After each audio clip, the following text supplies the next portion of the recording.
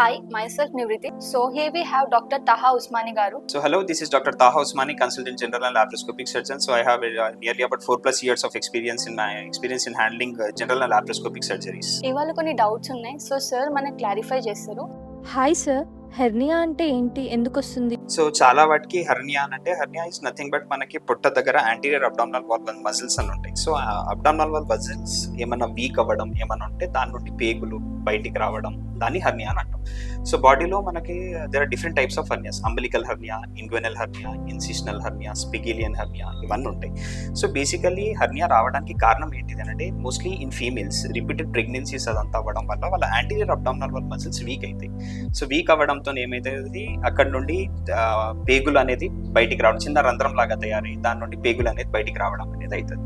So దీనికి ఏముంటుంది, కొన్ని సిమ్టమ్స్ ఉంటాయి. సో హెర్నియాకి మోస్ట్ కామన్ సిమ్టమ్స్ ఏంటిది అంటే అబ్డామినల్ పెయిన్ ఉంటుంది. ప్లస్ దాంతో పాటు ఎక్కడన్నా ఇప్పుడు అంబిలికల్ హెర్నియా ఉన్నది అని అంటే బొడ్డు దగ్గర చిన్నగా వాపులాగా రావడం, అది తగ్గినప్పుడు వాపులాగా ఇట్లా బయటికి రావడం మళ్ళీ లోపలికి వెళ్ళడం అవన్నీ అయ్యే అవకాశాలు ఉంటాయి.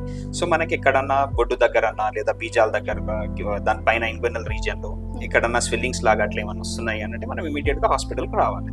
సో హాస్పిటల్కి వచ్చిన తర్వాత what will be doing is USG scan అని ఒక స్కాన్ చేసుకుంటాం. ఆ స్కాన్ లో అంబిలికల్ హెర్నియా ఉన్నది అని కన్ఫర్మ్ అయిపోయింది అని అంటే దెన్ దానికి సర్జరీ చేయించుకోవాల్సింది ఉంటుంది.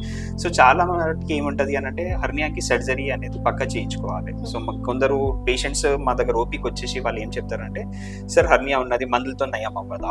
కానీ మందులతో అది నయం అవ్వదు. సో దానికి పక్కా ఆపరేషన్ చేయాల్సిందే. సో ఏంటి, దీనిలో 2 రకాల ఆపరేషన్స్ ఉంటాయి. ఒకటేమో ఓపెన్ సర్జరీ, ఇంకొకటి laparoscopic surgery. So laparoscopic surgery అంటే 3 చిన్న రంధ్రాలు వేసేసి ఆ రంధ్రంని మూసేసి లోపల జాలి పెట్టేస్తాం. ఆ హెర్నియాది ప్రాబ్లం సాల్వ్ అయిపోతుంది. అపెండిసైటిస్ నొప్పిని ఎలా గుర్తించాలి సార్? సో చాలా వాటికి అపెండిక్స్ అనేది కడుపు నొప్పి. అపెండిక్స్ ఫస్ట్ సిమ్టమ్ అనేది కడుపు నొప్పి. సో స్టార్టింగ్ లో ఇనిషియల్ స్టేజెస్ లో నొప్పి బొడ్డు దగ్గర ఉంటుంది. దాని తర్వాత it will start radiating to right iliac force, అంటే అబ్డామిన్ కి రైట్ సైడ్ మనకు నొప్పి వస్తుంది.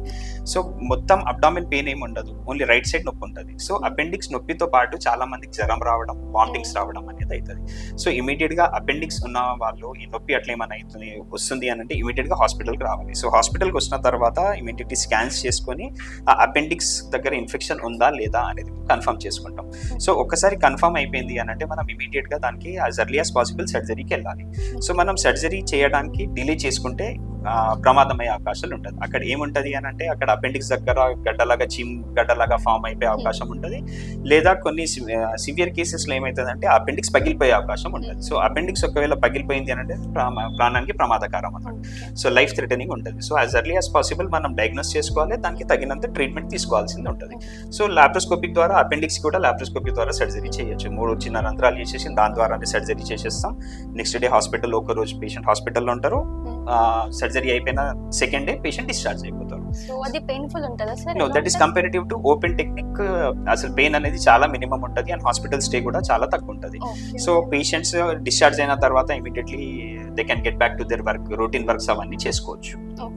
లైపోమా ప్రమాదకరమా సార్? సో లైపోమా అని అంటే కొవ్వుగడ్డ. సో చాలా వాటికి ఏంటిదంటే బాడీలో చాలా మందికి చేతుల మీద, ఛాతి మీద, పొట్ట మీద, కాళ్ళ మీద కొవ్వుగడ్డలు అనేది ఉంటాయి. సో ఏమైతే చర్మం కింద కొవ్వు ఉంటుంది, ఆ కొవ్వు మొత్తం అగ్రిగేట్ అయిపోయి ఒక గడ్డలాగా తయారవుతుంది. So that is known as lipoma. So lipomas are not dangerous, life threatening అనేది కాదు. కానీ ఏంటిది అని అంటే దానికి సర్జరీ చేసి ఆ గడ్డ అనేది తీసేయాలి.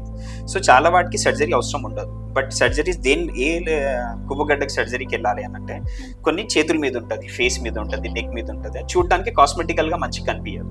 సో ఏదో గడ్డలాగా ఉన్నది. ఇప్పుడు మోస్ట్ ఆఫ్ ద పేషెంట్స్ మన దగ్గరకు వచ్చేసి చేతి మీద ఉంటుంది, వాళ్ళు టీ-షర్ట్స్ అవన్నీ వేసుకున్నప్పుడు చేతి మీద గడ్డలు ఉన్నాయి సార్, చూడడానికి మంచిగా అనిపిస్తలేదు, జిమ్కి వెళ్ళినప్పుడు లేదా బయట పార్టీకి వెళ్ళినప్పుడు మంచిగా అనిపిస్తలేదు అన్నట్టు అంటారు. సో అలాంటి వాటికి ఏంటిదంటే చిన్న ఇన్సిషన్స్ ఇచ్చేసి తీసేస్తాం. So it comes under day care surgery. So వాళ్ళు హాస్పిటల్కి వస్తారు, లోపల సర్జరీకి తీసుకుంటాం. సర్జరీ 15-20 minutes సర్జరీ అయిపోతుంది. సర్జరీ అయిపోయిన తర్వాత ఇమీడియట్ గా పేషెంట్ ని ఇంటికి పంపించేస్తాం. సో కొవ్వు గడ్డలు అనేది ప్రమాదకరమైన కావు. There is 1% chance of getting converted into malignancy. So body మీద చాలా కొవ్వు గడ్డలు అట్లా ఏమన్నా ఉన్నాయంటే అట్లీస్ట్ మన కాస్మెటికల్ గా ఏ ఏరియాస్ లో మంచిగా కనిపిస్తలేవు అది తీసి మనం టెస్ట్ కి పంపించుకోవాలి. సార్ ఇది మోస్ట్లీ గర్ల్స్ లో చూస్తాం, plus will scene under arms mostly. So ఏముంటది అని అంటే అండర్ ఆర్మ్స్ చాలా మంది ఫీమేల్స్ కి యాక్సిలరీ ప్యాడ్ అని అంటారు, Okay, axle yeah. Lipoma. So ఏంటంటే బ్రెస్ట్ టిష్యూ దగ్గర పైన యాక్సిల్ ఎక్స్టెండ్ అయ్యే దగ్గర అక్కడ లైపోమా లాగా తయారైంది. సో అప్పుడు ఏముంటది అంటే వాళ్ళకి ఇన్నర్ వేట్స్ అట్లా ఏమైనా వేసుకున్నప్పుడు చాలా అన్ఈజీ ఉంటుంది, అండ్ రిపీటెడ్ గా దాని మీద కంప్రెషన్స్ ఏమైనా ఉన్నాయి అయినప్పుడు అది పెయిన్ వస్తుంది. సో అప్పుడు దానికంటే మనం పెయిన్ అదంతా వస్తుంది అని అంటే it's better to go for lipoma removal. So that is day care procedure, very small procedure. హాస్పిటల్కి వచ్చేసి మీరు హాస్పిటల్కి వచ్చినప్పటి నుండి by the time you leave hospital it will not take more than 1 hour.